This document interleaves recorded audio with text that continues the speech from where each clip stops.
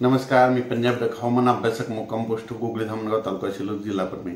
आज आहे 9 मे 2023। आपण मागच्या अंदाजात सांगितलं होतं की राज्यामध्ये 7 तारखेपासून पूर्व विदर्भाकडून पाऊस येणार आहे, 8 ला मराठवाड्याकडे जाणार आहे म्हणून हा अंदाज सांगितला होता आणि तसाच पाऊस पडला।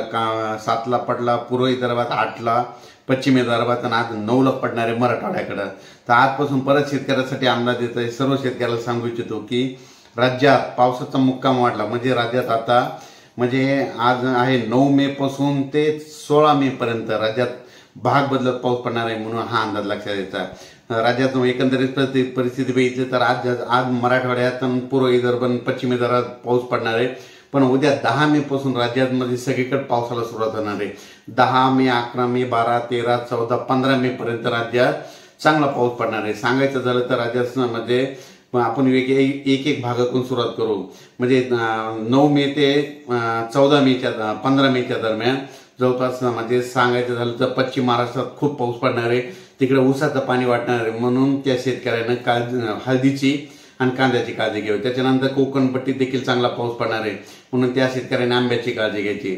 त्याच्यानंतर तो पाऊस उत्तर महाराष्ट्राकडे देखील पडणार आहे, नाशिककडे, नंदुरबार, धुळे, जळगाव, संभाजीनगर या भागाकडे पडणार आहे, त्यामुळे त्या शेतकऱ्यांनी काळजी घ्यायची। त्याच्यानंतर तो पाऊस मध्य महाराष्ट्रात देखील पडणार आहे म्हणून मध्य महाराष्ट्रात बीड, सातारा, सांगली, सोलापूर, कोल्हापूर, तसेच पंढरपूर, लातूर, जालना,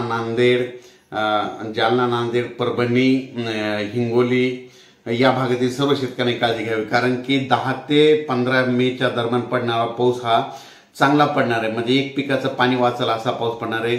पण या पावसामध्ये विजेचं प्रमाण जास्त असणार आहे म्हणून हा अंदाज लक्षात घ्यायचा।